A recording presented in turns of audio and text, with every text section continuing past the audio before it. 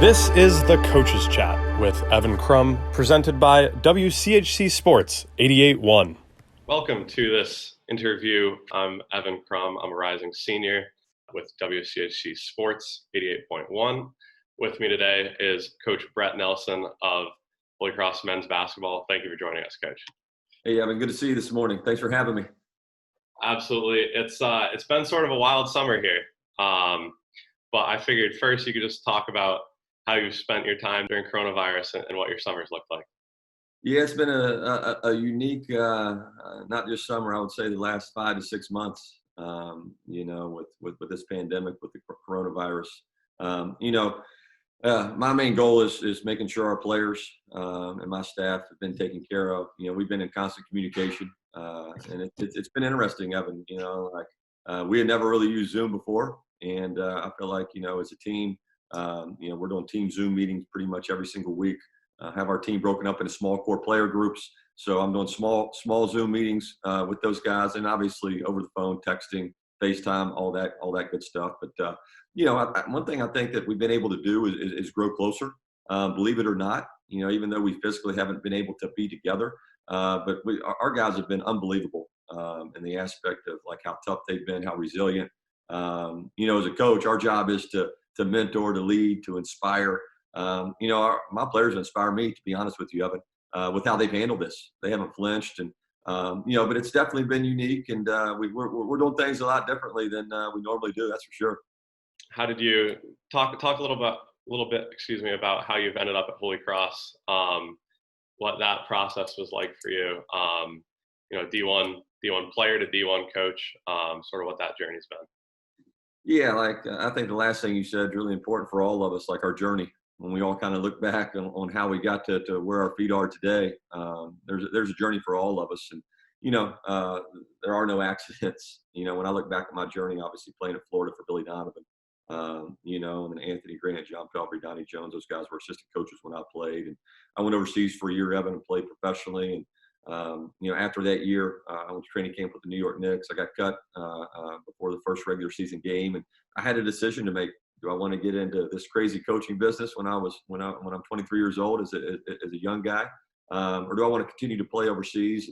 I love to play, but I didn't know I wanted to coach at the time as well. And I felt like that the timing was right to get in while I was young. 16 years later, I'm sitting here in front of you. I've been at all different levels, man, of Division I basketball, from the mid-major level to the high major level. I was at Marquette University for 5 years before I became the head coach here at Holy Cross. And when I was at Marquette, I was in a really good situation. Obviously, loved working for Wojo. We had a really good team coming back. Really enjoyed the Big East. And there were a few things that were really important to me as I was kind of going through my process. And when this opportunity presented itself, number one, Marcus Blossom, our athletic director, him and I really, really connected from the first time we had a phone conversation. And that just grew throughout the week and a half that we kind of went through this process before they brought me on campus. And then, number two, I wanted to go to a place, man, where basketball was really important. And I knew about Holy Cross from afar, Evan. But when I really dove into the history of this place, I was absolutely blown away. You go all the way back to Cousy and Heinsohn and, the 40s, 50s, 60s, all the way to, now you got, in the 2000s, you got championship level teams. So it's happened decade after decade. We've had really, really good players, and people really care about it. So that was really, really important to me, that I went to a place where basketball mattered. And at the end of the day, it's all about the people. Like I said, Marks and I really connected. I really felt like this place fit who I was. So I'm blessed to be here, man. I couldn't be more excited with where our program's headed. I know we had a tough year last year from a win-loss standpoint. We did a lot of really good things behind the scenes. We're building this thing the right way, day by day, brick by brick. And man, I'm pumped up. I'm jacked up about where we're heading, the guys we have coming in, the guys we have returning, and the potential of this place. Yeah, that's what you love to hear as a fan and as a community member. Absolutely. We talked a little bit about the adversity with the pandemic. You touched on adversity last year. It's tough to go on Twitter and not see your attack and serve mantra. Can you talk a little bit about what that means to your team and how that inspires everyone? Yeah, I mean, it's so important. Like, obviously, I think adversity kind of that's when you do your most growing. Like it's not going to be easy in life, in basketball, with your job, you raising a family, whatever it is. There's going to be adversity, and that's life. And I talk to our guys about that all the time. You look back through all of our journeys, especially mine, man. I look back the times that were the hardest, the times when you really had to dig down and have grit, figure things out. That's when you do your most growing. So, like I embrace adversity. I embrace hard times. I embrace the season we had last year because I knew we grew from it. I knew I grew from it. And it's going to make us better. And we're going to look back and be like, hey, that's why we went through this. So, but yeah, I mean, when I think of who I am, Evan, I think of attacking and serving. Like for our players, man, our staff, we want to attack every single thing. We want to be the aggressor. We want to attack practice. We want to attack the weight room. Obviously, we want to attack games. We want to attack our opponents. I have a saying: "Strong and raw is better than weak and right." Like we don't want to hold anything back. We want to attack our academics. We want to attack community service. Whatever we're doing, we have to have an attack mindset, and then serve. Like service is so important to me. It's not about me. It's not about us. I'm the caretaker of this program. That's kind of how I look at it. I want to serve every former player, everybody that ever wore this jersey. I want to serve our players. I want to serve this community. And our players, like you got to have a service mindset. Like you got to have an unselfish attitude. You got to care about your brothers. You got to care about your teammates. You got to care about your coaches. You got to represent yourselves in a first class way in everything that you do. So, if you ask one of my players, they're going to know exactly what attack and serve means. And how important that is to me. Like for me, we have what we call our code of it. And I'm going to give you a little inside intel right now. But these 4 things I talk about every single day, man. Number 1, you got to do your job with maximum effort. And we're going to attack and serve. While attacking and serving, we got to abide by our code because like we're all going to make mistakes. No one's perfect. But if you do maximum effort, it's going to make up for a lot of those mistakes. And it's not just physical. It's mental and emotional as well. You got to be invested in what you're doing. So that's the first thing of our code. The second thing is, man, you always got to put the team first. You got to have an unselfish attitude, body language, how you talk to each other. You truly got to care about each other. There's difference between friends and brothers. I want us to be brothers, so we got to have an unselfish attitude in everything that we do. The third thing is practice is everything.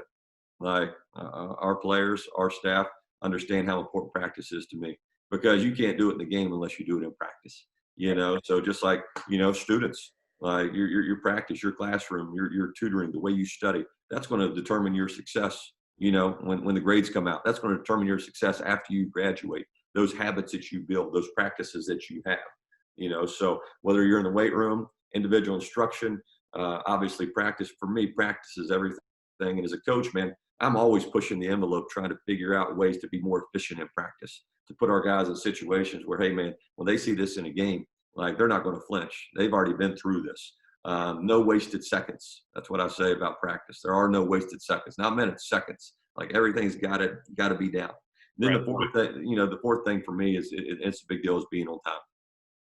Like it's ultimate sign of respect. It's also ultimate sign of disrespect too when you're late, like for your teammates, your coaches, whoever it may be. So that's kind of our code. We're going to attack and serve in everything that we do. And those 4 things are I'm passionate about. That's truly what I believe in. Well, I appreciate the inside information, and it's nice to sort of almost get an image of what a practice is like with the guys just from that. Sort of moving on, I guess, from adversity. Talking about this year, ignoring whatever might be coming up with the season this year. Do you want to talk about the new recruits that you have coming in and what these new guys are going to bring, what you're excited about? Yeah, obviously we have 8 new players, from all over the place, and there's 3 things like when I really recruit and I dive into, from a DNA standpoint, Evan, that all 8 guys really embody to me. Number 1, they're all competitors. Mm-hmm. Like at the end of the day, like these dudes love to compete. And the way I evaluate competitiveness, man, is like when talent is equal, the last 5-6 minutes of a game goes into overtime when it matters the most. Are they putting their team in position to have success? That's not just scoring the ball. Are they playing defense? Are they making the right play? Are they mentally and emotionally invested in what's going on? So like these guys are competitors. That really excites me about these guys. The second thing is, these guys are gym rats. They love ball. They love to be in the gym. And it's not just that, they find joy in the work. It's kind of how I put it. Like that's it. Like when I really like vet, recruits and figure out like what they're about. I kind of know who I am. I know who I'm not. Right. I'm a gym rat. I love ball. I love to be in the gym. It's enjoyable to me.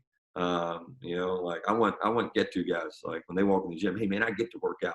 I get to be at Holy Cross. I get to like play in the Patriot League. Not hey, I got to go to the weight room or I got to work. No, we want get to guys, and these guys really find joy in the work. And then the third thing, Evan, man, they're really good people. They're going to represent themselves, our program, in a first-class way. They value the educational side and understand what that's going to do for them for the rest of their life. And then from a basketball standpoint, man, I think we're bringing in a versatile group.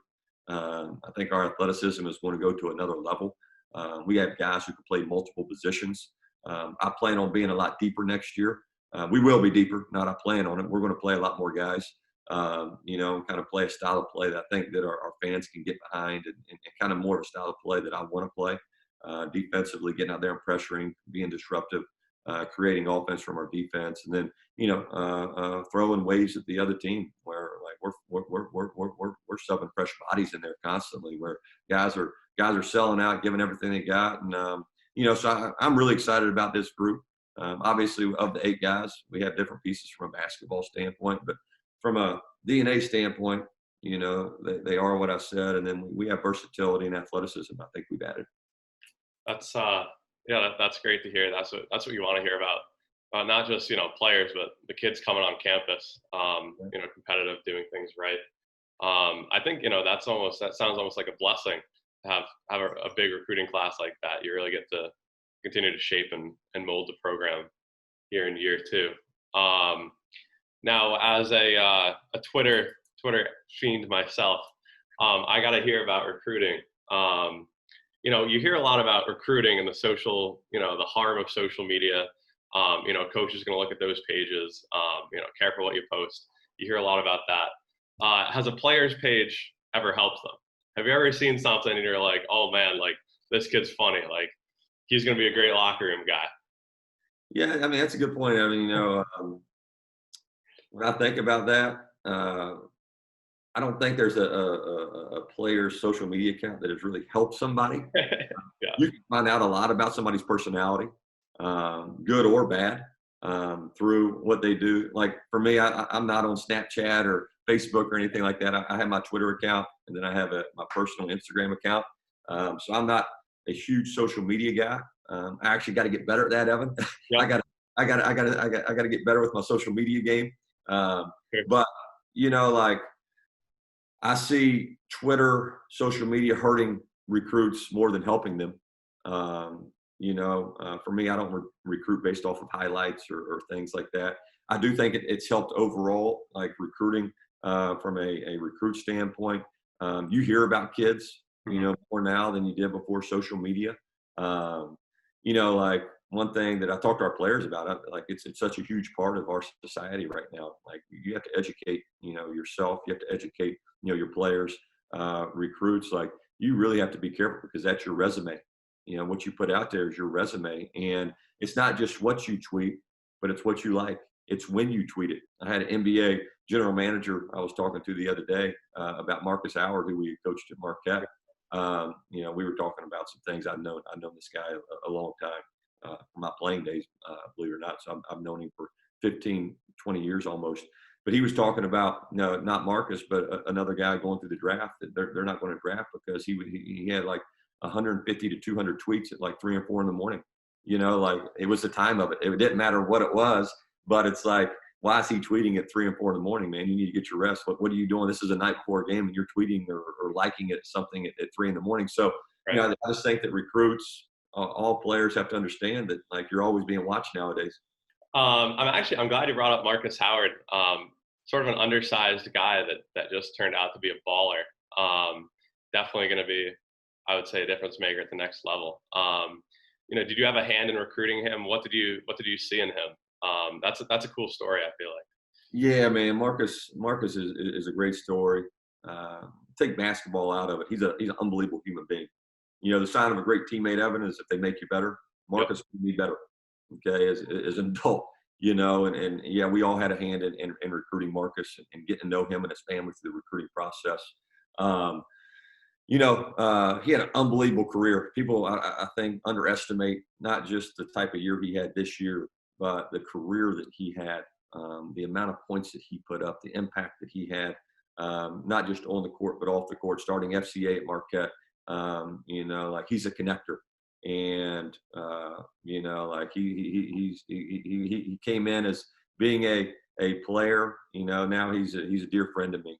I actually had him on a Zoom call speaking to our team about 2 or 3 weeks ago as he's getting ready, going through this draft process.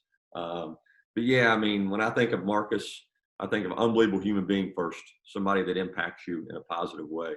And then, it's not an accident he did what he did. Man, the dude is arguably the most diligent, purposeful worker that I've ever been around. With how he approached his game, not just from a basketball standpoint, but with how he ate, how he slept, how he took care of his body. All that stuff, embodies who Marcus Howard is. So, yeah, I look at it as I'm blessed to have been with him for 3 years, gotten to know him for 2 years during the recruiting process, and we recruited as a staff. So I'm not taking credit for getting him because we all got to know him through that process. But yeah, he's an unbelievable person, and there's no doubt in my mind, he's an NBA player. Everybody in today's day and age wants to say, hey, what guys can't do, but look at what he can do. Is the way I kind of put it when I'm talking to NBA teams and stuff like that about him. This dude is a baller. This dude can score. He's tough. He's a locker room guy. You're not going to have any issues with him. So you can't tell, man, I'm passionate about that guy right there. That's awesome to hear. I remember, I was doing a little Coach Nelson scouting myself for the Marquette days, and I ended up on YouTube of a Marquette practice, and there was just this one guy going at a different speed, and you could just tell it's just a different breed. And check the back of the jersey. Yeah, it's Marcus Howard. It was. I'll be excited to watch him, and especially, you think about. This is a hefty comparison, I guess, but like John Morant, you see that at Murray State. Like, you don't have to be, 30 points at an SEC school or an ACC school. You sort of breed that success, I feel like, on your own, and you can build it. Yeah, I mean, you look at the NBA right now. I mean, Malcolm Miller went to Holy Cross, okay, NBA champion. C.J. McCollum played in the Patriot League. Mike Muscala played in the Patriot League. If you're good enough, they'll find you. I talk to recruits about that all the time. Yeah. It goes back to fit and opportunity and production and, making sure you put yourself in the right situation. So, you're exactly right, man. If you're good enough, shoot, they're going to find you. Yeah. That, especially in today's day and age, for sure, I would say. So I guess to talk a little bit more about yourself, when was the last time you dunked?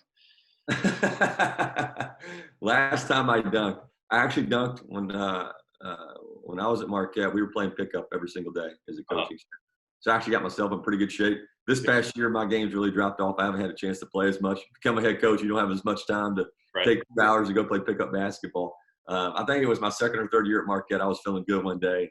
I wouldn't say it was like anything special, but I got the ball above the rim, and it was a nice clean dunk. Yeah, there you go. Probably 3 or 4 years ago. Yeah. Wasn't the Blake Griffin over the car, but it'll do. Hey, you just motivated me. I turned 40 years old in October. On my 40th birthday, I'm going to get myself in shape from now to October. I'm going to dunk on my 40th birthday. There you go. That's a good social media campaign right there. I got to get back in the weight room, get on the squat rack. Progress there, yeah. Pumped to see it. So now you got to settle the age-old sports talk debate for people like me that can't dunk and can't shoot threes. Is it better would you rather dunk or just be wet from 3 when you walk in the gym? What's the better feeling, you think? Well, I think it depends on your overall game. Yeah, I mean, shooting right now, I mean, like, I'd rather be a shooter. Yeah, You might be athletic and be able to dunk, but you can't play ball. yeah, So I would think if you could shoot, you got a little bit of skill level where you yeah. could make an impact. That makes sense. But you know what? It would feel pretty cool to be like LeBron or somebody like that. Just what it feel like to be able to jump up and, you know, dunk like that. That'd be pretty cool. Yeah, it's on my end. It's imagining both sides of the spectrum. So you're the expert there. Um, so sort of turning to Holy Cross a little bit. You spent 1 year here, or I guess 2/3 of a year basically on Right. campus. I feel like with recruiting, when you get a guy to campus, almost, once you show them around, do you feel like you have them at that point? It's just such a beautiful campus. I remember, coming for the first time myself. I'm sure you had a really good impression initially too. Yeah, I mean, we have an unbelievable campus. I think that's one of the best things we have to sell. That's one of the hardest things I'm dealing with right now with this pandemic. I can't get kids on campus to see one of the best things that we have. Um, Not only our campus, but our facility. We're blessed. I'm very grateful, to have that facility, not just the gym, but, having a practice gym, the weight room, the way they did that. I think it was 2016 is when it was built and renovated. Like, it's high level. And then, like, every single time we've had a kid on campus, they're absolutely blown away, by the beauty of our campus, how well kept it is.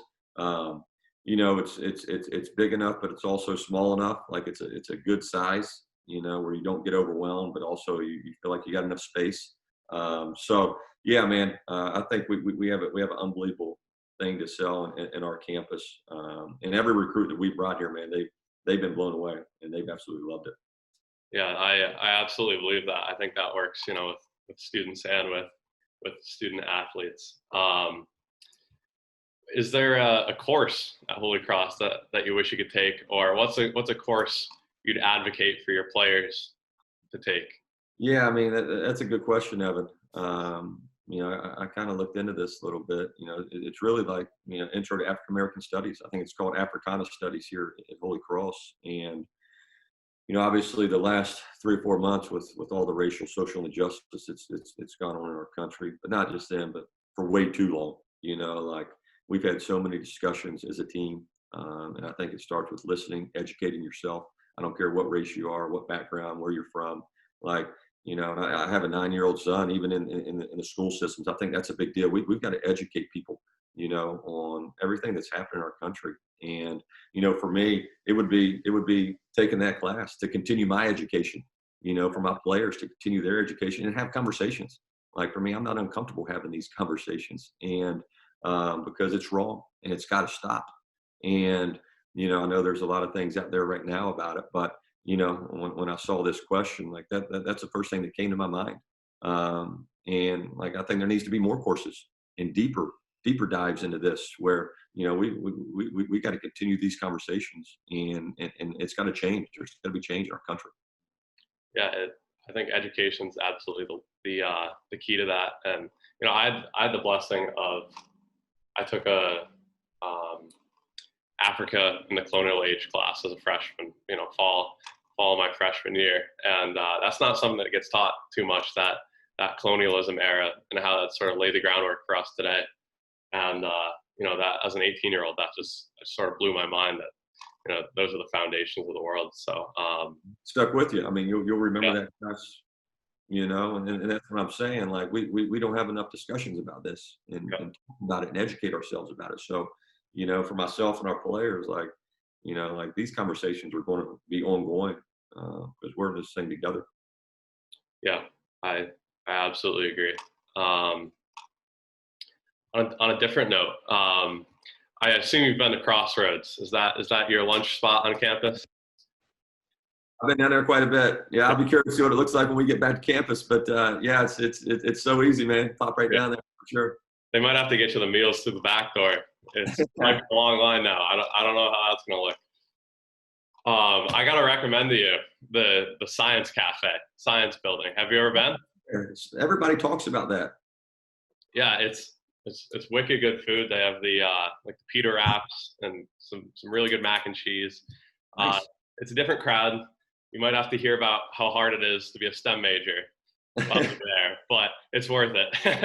I'll take some free T-shirts. I'll try to get those kids at some basketball games. We'll Yeah. build it. There you go. Yeah, it's pretty good. They have some good smoothies and stuff too. So that's my I gotta get down number there. one thing from the interview. It's Cafe. check it out. Take Coach Berard down there with you. Okay.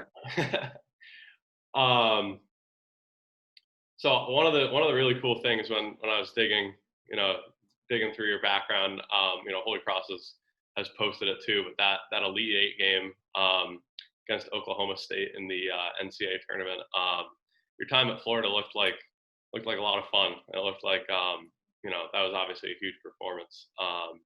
What was that like on those teams then? Yeah, it was awesome, man. That run, that was my freshman year. And the first thing that goes back to my mind is adversity. We talked about that early in this conversation. And I talked to a lot of my players in one-on-one conversations about this. Like my freshman year, I didn't start one game. And coming out as a McDonald's All-American, you think you're going to go to college, it's going to be easy, and you're going to dominate and all this good stuff. And I didn't start one game. I really didn't start playing good until conference play came around, and I kind of got my footing and got a grasp of everything. And then once the NCAA tournament hit, it all kind of came together for me. And but not just me. I think about our team that year. We were really talented. I mean, you talk about Udonis Haslem, Mike Miller, Matt Bonner, Donnell Harvey. We had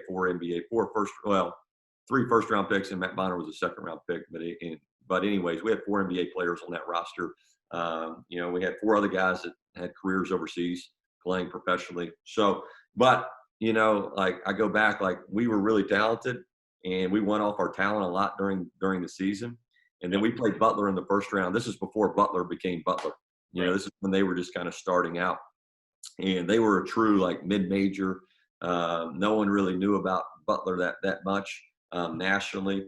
Mike Miller hit a buzzer beater. We were down the whole game, and LaVall Jordan, who's actually the head coach at Butler, missed 2 free throws in a row at the end of that game, and we were down 1. They could have put them up 3. We got the rebound, came down. Mike drove the ball, hit a floater right above the block. And, after Mike hit that shot, all the egos went out the door. All the me stuff, like it was just about winning. And we really came together in the second round. We smacked Illinois. We beat those guys pretty bad. Went to the Sweet 16. And then we played Duke in the Carrier Dome in Syracuse in the Sweet 16. That's arguably one of the most exciting games I'd ever been a part of. When I look back on it, I mean, they had Jay Williams, Mike Dunleavy, Carlos Boozer, Battier was on that team. They had a hell of a team, yeah. And it was an unbelievable battle. Chris Carrawell was a senior who I actually worked with at Marquette, who's one of my closest friends. Was on that team, and then we get to the Elite Eight, played a good Oklahoma State team. What I remember about that game, obviously Doug Gottlieb was the point guard who you see on TV right now. Was a really good player. Desmond Mason played in the NBA. But that game actually we were up 10 to 15 points pretty much the whole game. Our depth kind of wore them out, and then we got to the Final Four, beat North Carolina, in the semifinal, and lost to a really good Michigan State team. Mateen Cleaves and those guys ended up winning a national title, but we played really good in that national championship game. That tells you how good Michigan State played that night. Yeah. Guys were playing out of their minds, and you got to give them credit. But when I look back at my college career, man, I was blessed to be around not only good coaches, but man, high level players. The relationships is what you take from it. I talked to our guys like, obviously I miss playing in the games. I miss like the battles, the competition. But what you miss the most are the times in the locker room, the road trips, the camaraderie you have with your teammates. I played with really good guys who love ball, handle their business the right way. Guys that I'll be brothers with forever. So it was an awesome experience. And obviously we won a lot of games, did it the right way. When Florida 3 or 4 years later won back-to-back national titles, like for all of us, we talk about this. Like we take pride in that because we feel like we were kind of the guys that kind of got those guys rolling. And so it was an awesome experience. Yeah, that's building a program for sure. I wouldn't blame you for taking taking pride in that. Yeah, you mentioned, Matt Bonner, Udonis Haslem, Mike Miller. I think David Lee as well. Those are four NBA champions that you ended up playing with. What did you see in those guys? What did you learn from those guys? Can you bring anything, from that experience to the table today?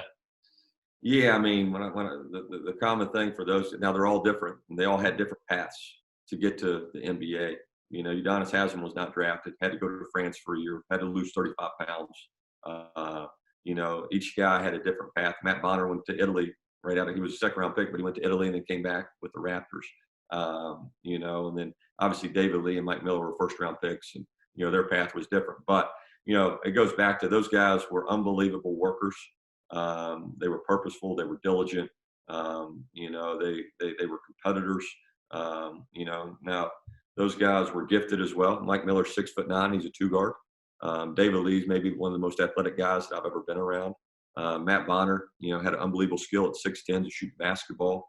Udonis Haslem's the one that really sticks out to me. I played with UD for 3 years. He was one of my college roommates. In college, he was 265 pounds. He was a straight center, and he didn't get drafted, went to training camp with the Miami Heat, didn't make the team. Pat Riley said, man, you got to lose 30 pounds, develop some kind of a jumper before you're ever even going to get a shot.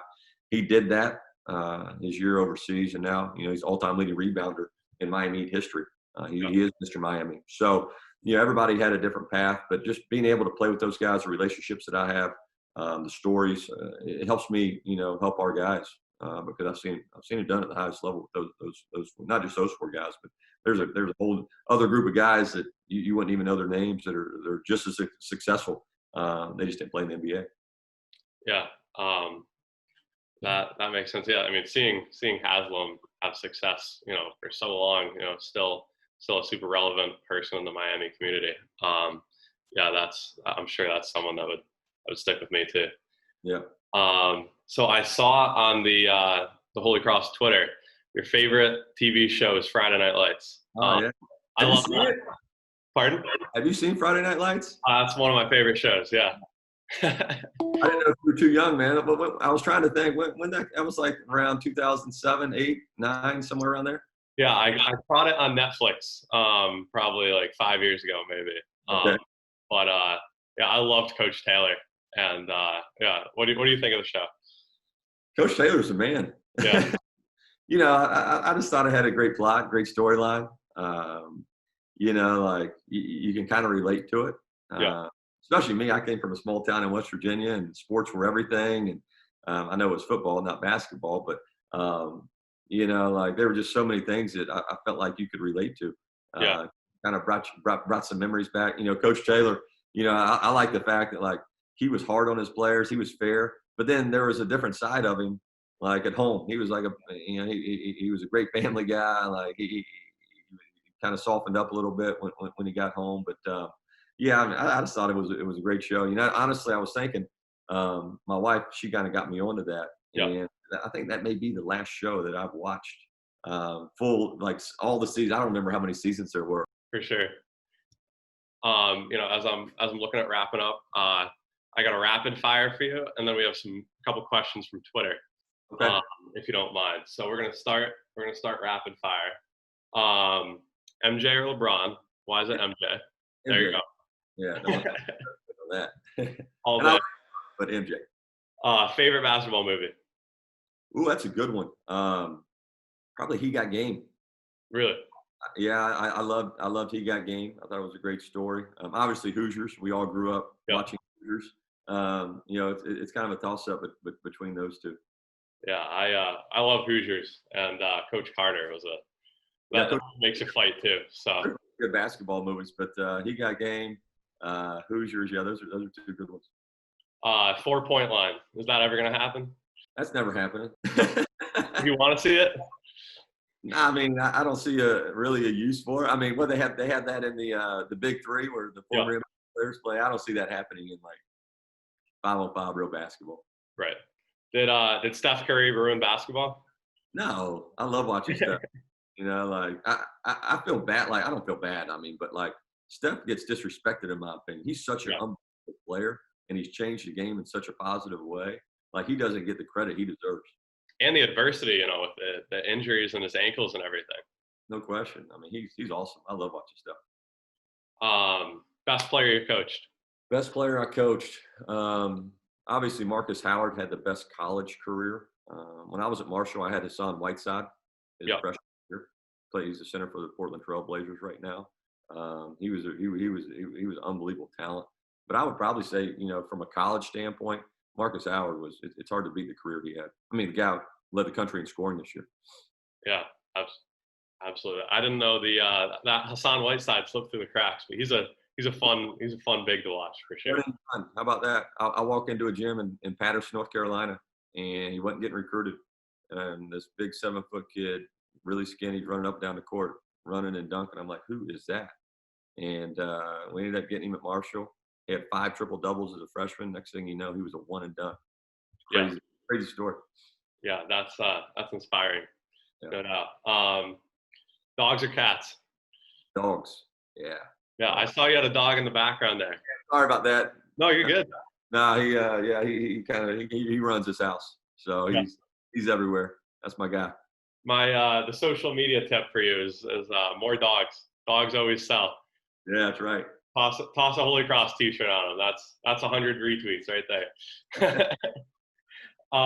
Last time you went on LinkedIn? Never?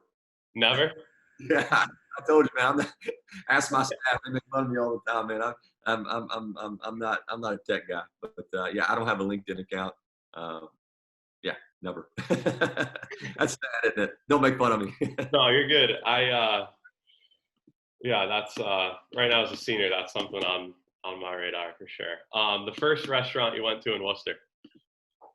Oh man, what's the name of it? Italian restaurant right on Shrewsbury Street. Yeah. Not Volturno. Via, I think. Via. Yeah, it was Via. Yeah. Yeah. I went there on my job. Money. They took me there on my interview. Yeah. Yeah, that was no accident. Yeah. It's fun. We taking recruits there. Yeah. Your son's favorite food? Ooh, pizza. Pizza sells. Pizza or pancakes? My man loves pancakes. Like, I can make him pancakes every day. He'd eat pancakes for breakfast. Yeah. I believe it. Your wife's least favorite food. What do you got to go out to the house to get? Oh my goodness, her least favorite? Her least favorite. Yeah, she's not a big like red meat person, so like steak, anything like that. Like, yeah, she's that's her least favorite. There you go. So no Outback. You guys don't go to Outback. Yeah. Well, yeah, I appreciate that. I guess we'll go to just a couple of quick Twitter questions, if you're good with that.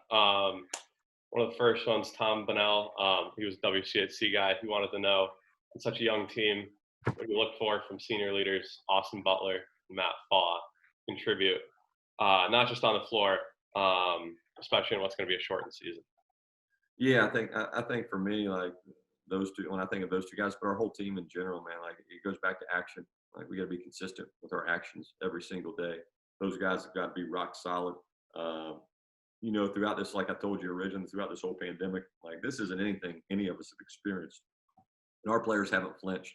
And I think with this season, there's a lot of uncertainty. Like, what's it going to look like? Are there going to be fans? Are there not going to be fans? Is it going to start on time?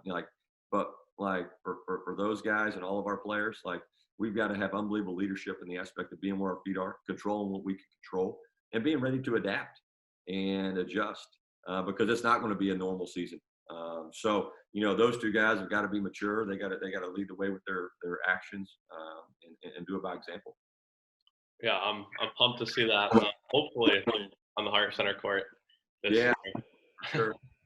We talk about environments for a team to play in. Your first game for Holy Cross at Maryland, if I'm not mistaken, that must have been crazy environment. Holy Cross was in the game for a while. What was that like for you? Yeah, I mean, I thought we played actually really good that game. I know we ended up losing by 23, 24 points, whatever it was. But I thought we played well. We were right there through halftime, early in the second half. Obviously, their depth, their athleticism kind of wore us down. there, but I thought we really competed. It was a really good environment. You know, Maryland obviously is one of the best jobs in the country, and they have a really good environment. So that was a fun night, even though we lost. To coach your first game in an environment like that was really cool. Yeah, absolutely. What's the effect? Larger. We talked about this a little bit at Holy Cross, but what's the effect of a packed gym on a team and the performance?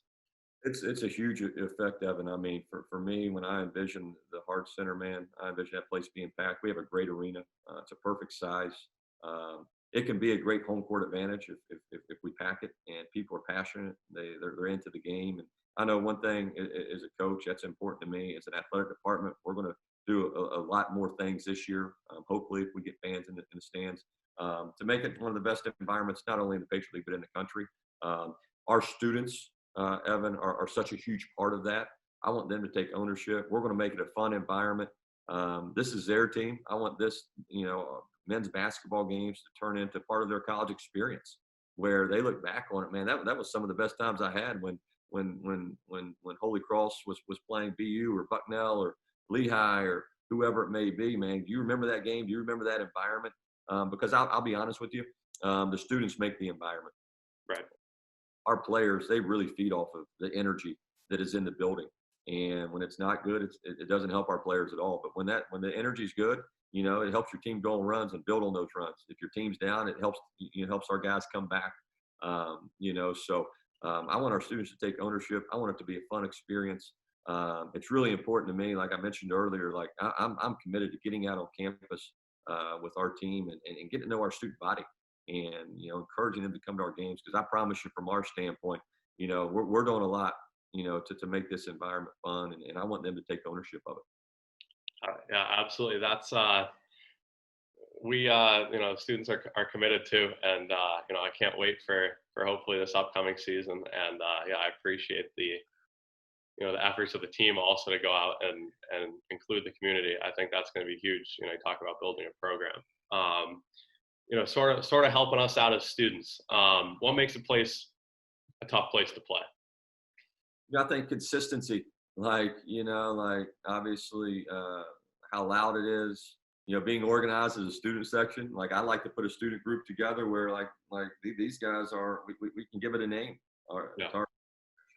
And whether it's like the Cameron Crazies or the Rowdy Reptiles when I played in Florida or whatever it may be, where we're getting fans in the stands. We're getting our students in the stands. They're organized. No matter whether we're up or down, it doesn't matter. They're showing up and giving our team energy and support. That's such a big deal.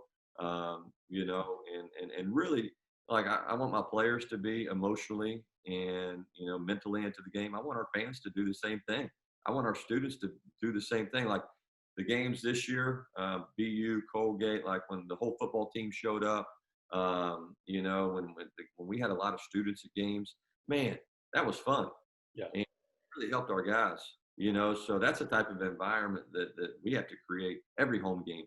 And again, like I'm committed and our athletic department's committed to making this a fun environment for them as well, where it's an experience and it's not just, hey, let's go to the basketball game and sit there. We want them to have a good time, and this to be something when they're 40 years old, they talk about as one of their fondest memories of going to Holy Cross.